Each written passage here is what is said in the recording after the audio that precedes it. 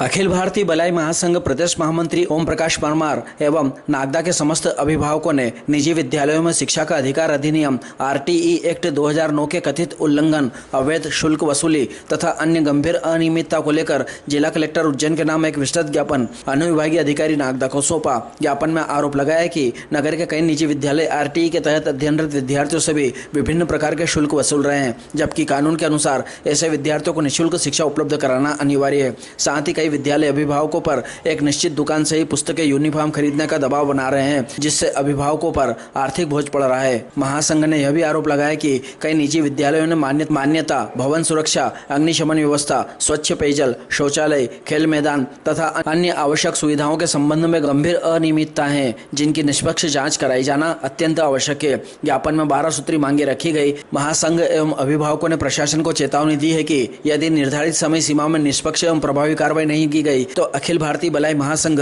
समस्त अभिभावक एवं आम नागरिक एसडीएम कार्यालय के समक्ष शांतिपूर्ण धरना प्रदर्शन करेंगे, जिसकी समस्त जिम्मेदारी शासन प्रशासन की होगी। इस दौरान प्रमुख रूप से अखिल भारतीय बलाई महासंघ प्रदेश महामंत्री ओम प्रकाश परमार, किसान यूनियन मंच प्रदेश अध्यक्ष कवि देव सिंह गुर्जर, सचिव आरसी परमार, पार्षद प्रतिनिधि वासुदेव चौहान, सरपंच श्याम परमार, शैलू चौहान, अनिल चौहान, सूरज जाट, पप्पू धानक, राजेश शुरुआत, रतन निम्बोला, अशोक जादव, राकेश परमार, सुनील सोनार्थी, अखिलेश गहलोत, जीवन परमार, सुनील भाटीसुड़ा, अनिल चौहान, धर्मेंद्र सिंह भाटीसुड़ा, हिमांशु चौहान, मोहित मालवी, अभिषेक मालवी, मोदित बामनिया, भारत परमार, सुरेंद्र गुप्ता, कृष्णपाल परमार, धीरज चौहान, बाबू चौहान, नरेंद्र मनीष परमार, रमेश सिंगोरिया, मुकेश मथानिया, दीपक निम्बोला, कान्हा अग्रवाल, सोनू ठाकुर, यश परमार, अंबाराम परमार आदि मौजूद थे। यूनिफॉर्म खरीदने हेतु बाध्य करने की प्रथा पर तत्काल प्रतिबंध लगाकर संबंधित विद्यालय के विरुद्ध कार्रवाई की जाए। मनीष जनरल स्टोर्स नागदा की आपके प्रत्यक्ष पर्यवेक्षण एवं मीडिया की उपस्थिति में पुनः निष्पक्ष जांच कराई जाए तथा बिना बिल बिक्री, कर चोरी अथवा अन्य वित्तीय अनियमितताएं प्रमाणित होने पर संबंधित कानूनों के तहत कठोर दंडात्मक कार्रवाई की जाए। पूर्व में गठित जांच दल द्वारा की गई जांच एवं प्रस्तुत प्रतिवेदन की निष्पक्ष पुनः समीक्षा कराई जाए तथा किसी भी प्रकार की लापरवाही, पक्षपात अथवा अनियमितताएं पाए जाने पर संबंधित अधिकारियों के विरुद्ध विभागीय कार्रवाई की जाए। समस्त निजी विद्यालयों की मान्यता, भवन की संरचनात्मक सुरक्षा, अग्निशमन व्यवस्था, स्वच्छता, पेयजल, शौचालय, खेल सुविधाएं एवं अन्य अनिवार्य आधारभूत व्यवस्थाओं की जांच कर मानकों का उल्लंघन करने वाले विद्यालयों पर सख्त कार्रवाई की जाए। प्रत्येक विद्यालय को अपनी मान्यता, शुल्क संरचना, आरटीई सीटों की स्थिति एवं अन्य आवश्यक दस्तावेज सार्वजनिक रूप से सूचना पट पर प्रदर्शित करे हेतु बाध्य किया जाए, जिससे पारदर्शिता सुनिश्चित हो सके। उक्त समस्त प्रकरण की जांच अधिकतम 15 दिवस की समय सीमा में पूर्ण कर उसकी प्रतिवेदन की प्रमाणित प्रति शिकायतकर्ता को उपलब्ध कराई जाए।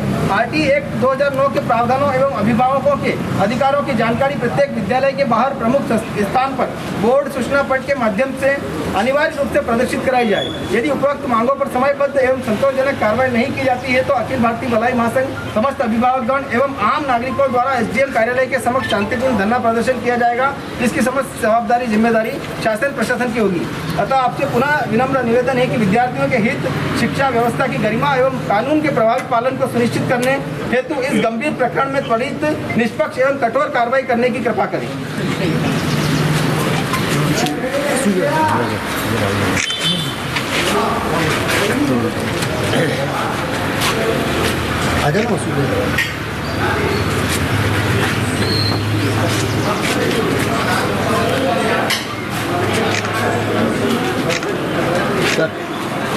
तो ज्ञापन प्राप्त आपको क्या करूँ?